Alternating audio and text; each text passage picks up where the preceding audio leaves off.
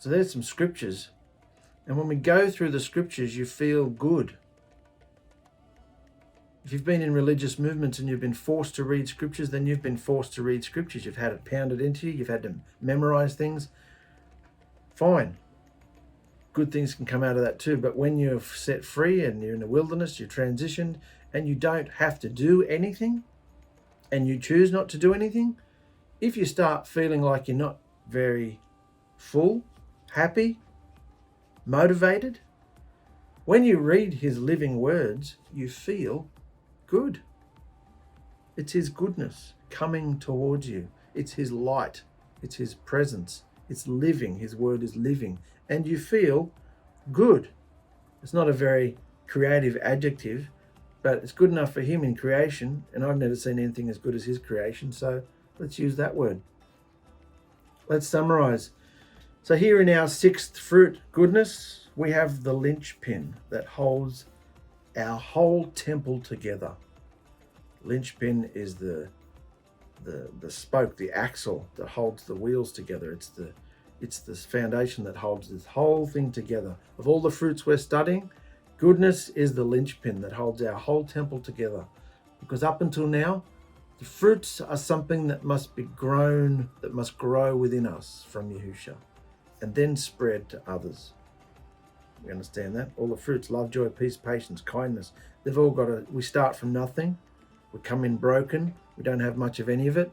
And it grows within us. It's our relationship with Yahusha, and then it spreads to others. However, goodness is not something we just do. Get up today and I'm going to do goodness to people. I'm just going to do good. How do you do goodness?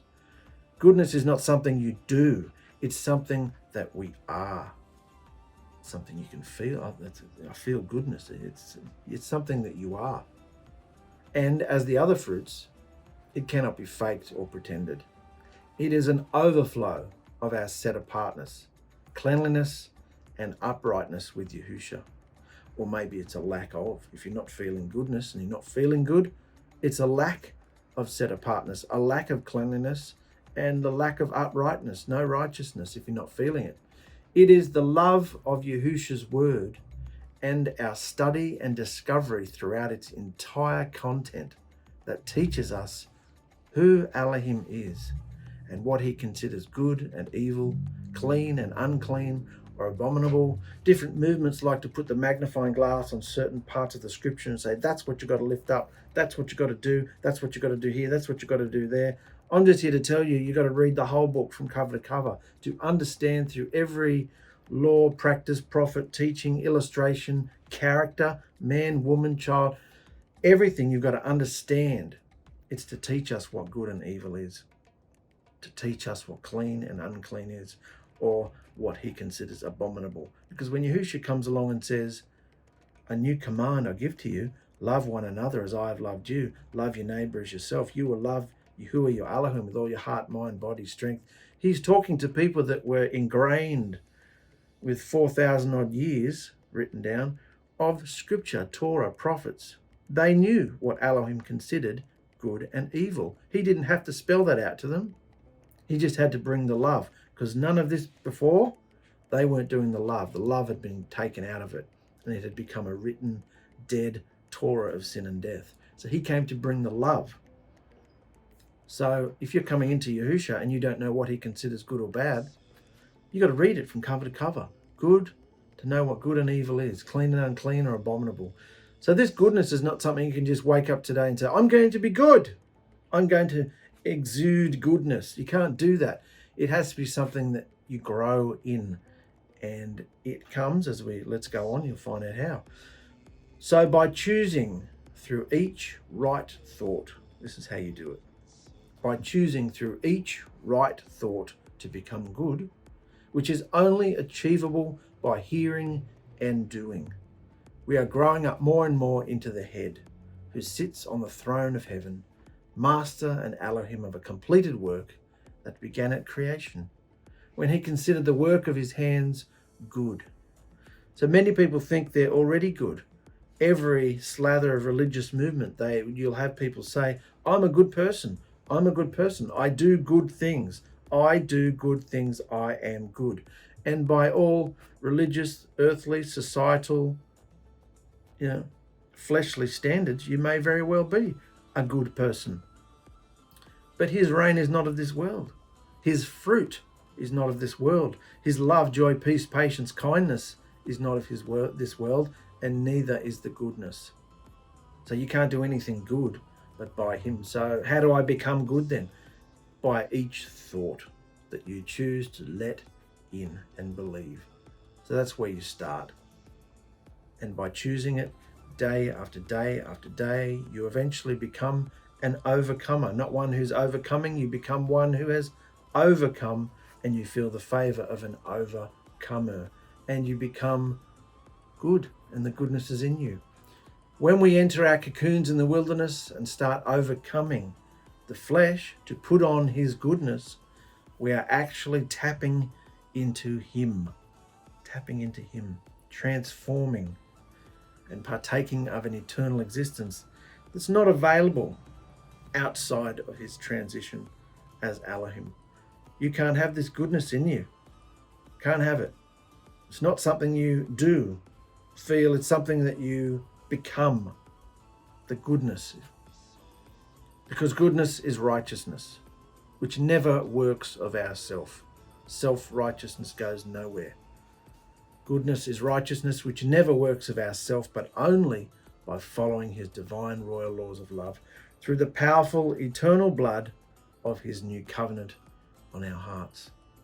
If we are right and acceptable before him in our daily behavior, then his goodness overflows, making us stronger, willing and ready, full of his love, joy, peace, patience, kindness, willing and ready to be his living dwellings and the only witnesses of his miraculous wonders on this earth, tapping into his goodness. Isn't that what Moses experienced?